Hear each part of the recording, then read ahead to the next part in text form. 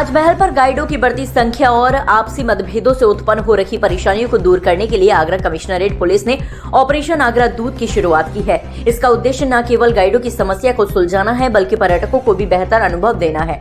Shilpgram park में अब गाइडों को 2 हिस्सों में बांटा गया है ताकि ताजमहल पर व्यवस्था बेहतर हो सके। साथ ही गाइडों को सख्त दिशा निर्देश दिए गए हैं ताकि पर्यटकों को किसी प्रकार की परेशानी का सामना न करना पड़े। ऑपरेशन आगरा दूत के तहत गाइडों की मॉनिटरिंग की जिम्मेदारी पर्यटन पुलिस को दी गई है। गाइडों की बढ़ती संख्या को देखते हुए ताजमहल पर गाइड कैनोपी की संख्या भी बढ़ाई जाएगी।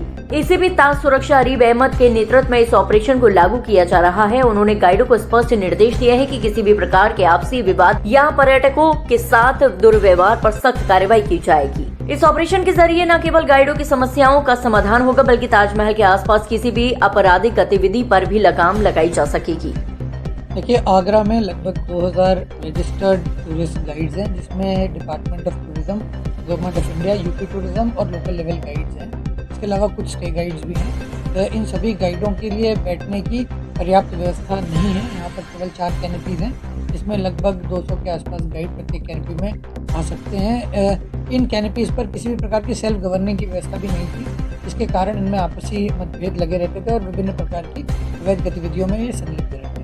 हमने ये प्रयास किया है कि इन सभी 4 कैनपीज़ पर एक सेल्फ गवर्निंग बॉडी का फॉर्मेशन हो जाए और इनके जो नियम है, जो कोड ऑफ कंडक्ट है इनके द्वारा बनाया गया, उसका अनुपालन पूरी तरह से हो जाए और अवैध गतिविधियों पर लगाम लगे। इसके लिए ऑपरेशन आगरा दूत की शुरुआत की गई है। हमने शिल्पग्राम कैनपी पर एक जनरल बॉडी मीटिंग कर सभी को ये नियम बताए हैं और उनके सेल्फ गवर्निंग बॉडी का चुनाव कराकर उनको अपॉइंट किया है, उनके नियम को फाइनल किया है। शिल्पग्राम कैनपी पर टोटल 180 गाइड लगभग काम करते हैं, जिनको 2 भागों में विभाजित करके दोनों के लिए अलग अलग प्रेसिडेंट, सचिव और कोषाध्यक्ष का चुनाव किया गया है और नियमों के अनुपालन के लिए इन्हीं को जिम्मेदारी